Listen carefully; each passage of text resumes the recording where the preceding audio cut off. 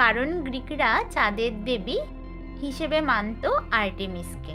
গ্রিকরা চাঁদের দেবী আর্টেমিসকে খুশি করার জন্যই কেক কাটত।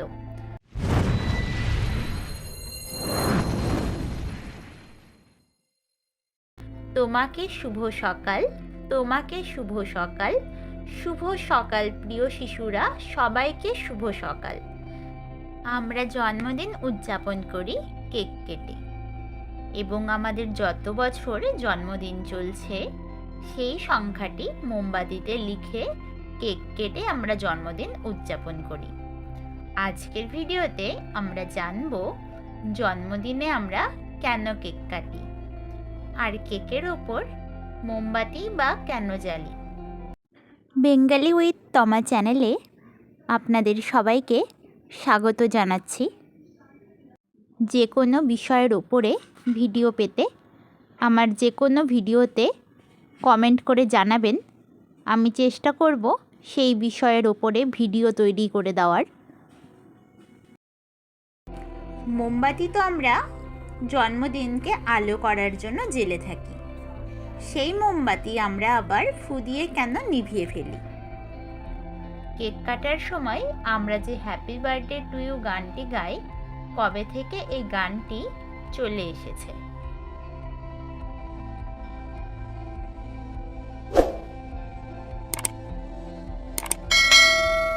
জন্মদিনে কেক কাটার প্রচলন করে প্রাচীন রোমানরা।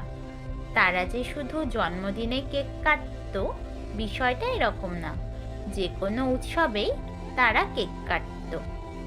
রোমানদের পাশাপাশি গ্রিক ও প্রাচীন ভারতীয়রাও কেক কাটার প্রচলন শুরু করেছিল। আগে শুধু রাজা মহারাজারা জন্মদিন উদযাপন করত। জন্মদিন মানে তারা মনে করত একটি নতুন সূচনা। তারা মনে করত তাদের চারপাশে খারাপ শক্তি ঘুরে বেড়াচ্ছে। তারা মনে করত জন্মদিন উদযাপন করলে খারাপ আত্মারা তাদের থেকে দূরে সরে যাবে। প্রাচীনকালে কেক বানানো হতো চাঁদের মতো গোল করে। চ্যানেলে নতুন হয়ে থাকলে চ্যানেলটিকে সাবস্ক্রাইব করে পাশে থাকা বেল আইকনটি প্রেস করে রাখবেন সবার আগে ভিডিওগুলোর আপডেট পেতে। ভিডিওটি ভালো লেগে থাকলে লাইক করে দেবেন। কারণ গ্রিকরা চাঁদের দেবী হিসেবে মানত আর্টেমিসকে। গ্রিকরা চাঁদের দেবী আর্টেমিসকে খুশি করার জন্যই কেক কাটত, যাতে সব খারাপ আত্মাকে দূরে সরিয়ে রাখেন। যাই হোক, কেকের ওপর মোমবাতি বসিয়ে তা জ্বালালে কেকটাকে চাঁদের মতো উজ্জ্বল দেখাতো। তারা মনে করত এই দৃশ্য আর্টেমিস ওপর থেকে দেখছেন। এরপর সবাই মিলে একসঙ্গে দেবীর উদ্দেশ্যে প্রার্থনা করতেন। প্রার্থনা শেষে ফু দিয়ে নিভিয়ে ফেলতেন মোমবাতি।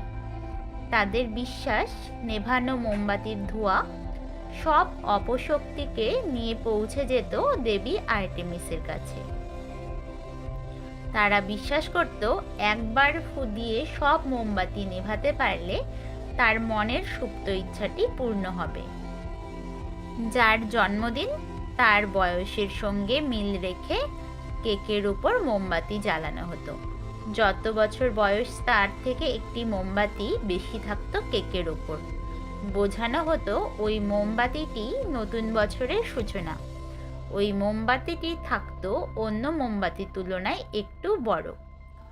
আমাদের দেশে এখনও এই রীতি পালন করা হয়। কেক কাটার সময় আমরা হ্যাপি বার্থডে টু ইউ গানটি করি। এই গানটি মোটেও জন্মদিনের গান ছিল না, গানটি ছিল গুড মর্নিং টু অল। এটি লিখেছিলেন কেনটাকি স্কুলের দুই শিক্ষক, প্যাটি হিল ও মিলড্রেড জেন হিল। দুই বোনের লেখা এই গান প্রথম প্রকাশিত হয় 1893 সালে তাদের বাচ্চাদের স্কুলের একটি গানের বইয়ে। ওই স্কুলের শিক্ষার্থীরা প্রতিদিন সকালে ক্লাসরুমে বসে গাইতো এই গানটি। গানটির প্রথম লাইনগুলো বাংলায় অনুবাদ করলে এমন হয়, তোমাকে শুভ সকাল, তোমাকে শুভ সকাল, শুভ সকাল প্রিয় শিশুরা, সবাইকে শুভ সকাল। এই গানের কথায় সামান্য পরিবর্তন করে 1924 সালে প্রকাশ করেন রবার্ট কোলম্যান। তিনি আগের গানটির সামান্য পরিবর্তন করেন। গুড মর্নিং টু অলের পরিবর্তে লেখেন হ্যাপি বার্থডে টু ইউ। মজার ব্যাপার হলো 1935 সালে এই গানটিকে কপিরাইটের আওতায় নিয়ে আসা হয়। 1988 সালে $2.5 কোটি মার্কিন ডলারের বিনিময়ে গানটির স্বত্ব কিনে নেয় ওয়ার্নার চ্যাপেল মিউজিক কোম্পানি।